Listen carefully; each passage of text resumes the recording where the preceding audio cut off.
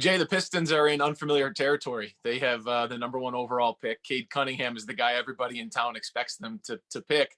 Do you believe he is the consensus number one and the guy they should select?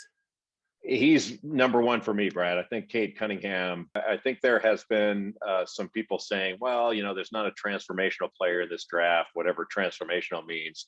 If you're looking for somebody that can be an all-star and one of the best players in the NBA in time, I think Cade Cunningham's the man. He's certainly the one I would pick first in this draft to be that. And because Detroit has the number one pick, as you know, there has been comparisons to Cade Cunningham to Grant Hill. And Cunningham, the only box that he does not check in the draft process is freak athlete. He's just an outstanding, great athlete. He's not a freak. I thought Grant Hill was a freak athlete, and that's the area where I thought Grant was ahead of Cade Cunningham. In every other area, Cade Cunningham's ahead of Grant. Cunningham at age 19 is more mature, a better handler, a better passer, and a better shooter than Grant was. He just wasn't the athlete. Is not the athlete. That doesn't mean that Cunningham's going to be as good as Grant was, after 5-7 years. But I don't put it past him. I think very, very highly of Cade Cunningham. He really does check just about every box that you would have. You watch the game so closely. You watch so many of the games across the country. At what point last season, Jay, did he jump out as a guy that maybe you said he's got number one pick potential? And then when did it click with you that, wait, this guy is the number one overall pick? Number one potential before the season even started. Whether he was the number one pick, I think it took 2 or 3 games, and you said he's the best player. That doesn't mean it's still not a discussion point, or you can't be swayed. But that's how good, Brad, this draft is. I think this is the best draft I've been a part of since 2003 because of the strength at the top. There are 4 players that I believe, Cunningham, Green, Suggs, and Mobley, that in other years, not every other year, but in other years would be the number one overall selection. So it goes deep of super talent, and then it's really deep with outstanding talent. So you're going to get a lottery pick, a lottery caliber pick in the 20s in this draft. Now, whether it's 23 or 22 or whatever, I don't know. It's a harder thing to peg, and you're going to get a first round caliber player into the second round. That is some high praise for this draft class. I just got back from seeing Space Jam with my 4-year-old and 3-year-old and heard your voice in there with the 4-piece suits, the 2003 draft. And so that draft is littered with Hall of Famers. You're putting pretty heavy praise on this class.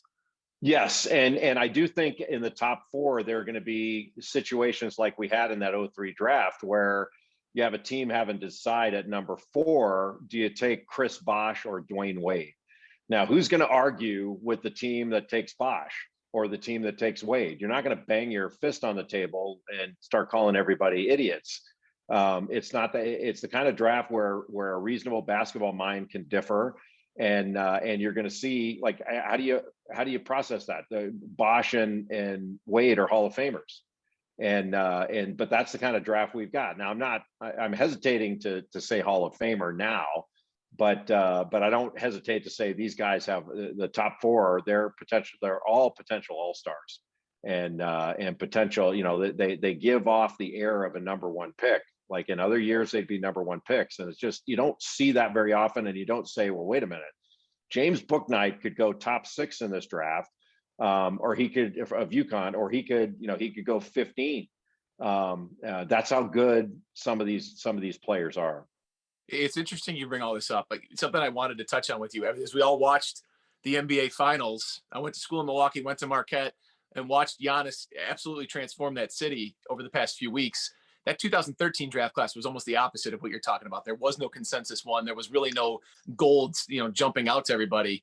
Is there a diamond in the rough right now for you that maybe 3, 4, 5, 6 years from now, I'm talking with you, or we're watching the league and Pistons fans are pulling their hair out going, how in the world did Troy Weaver not know about the next coming of Giannis, or whoever that may be for you?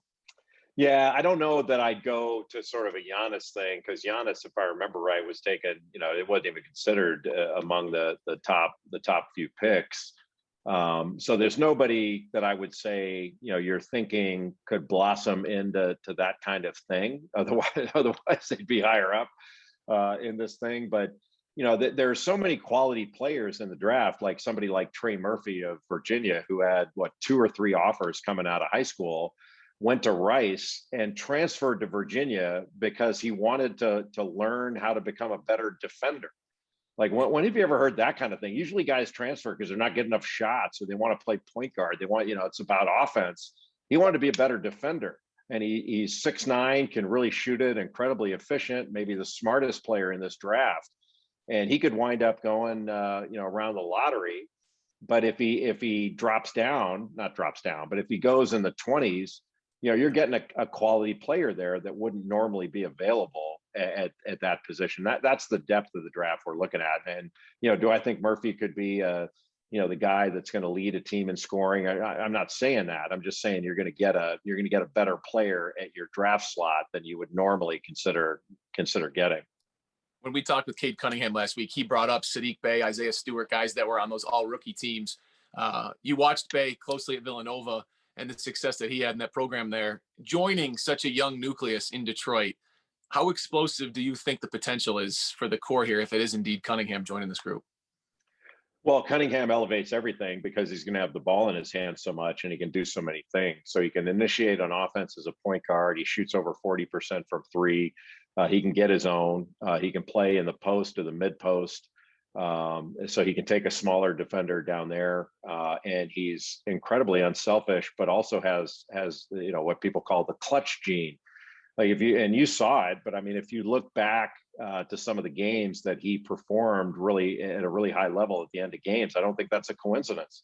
Made a couple of plays. I think it was against Kansas, made amazing plays late in the game where he's saving a ball out of bounds to the right, making the right decision in midair. He's got a great court sense and never gets rattled. He's used to the spotlight being on him. So he's unafraid. And that means a lot to be the number 1 pick, because there's a different level of pressure that goes with being the number 1 pick. The expectation level is higher, and I think he's used to that. And he's also he's a terrific young man, and he gets it, and he knows it's not all about him. He kind of, even though he's the leader, he's not a spotlight leader. He puts his arm around his teammates and says, "Come with me."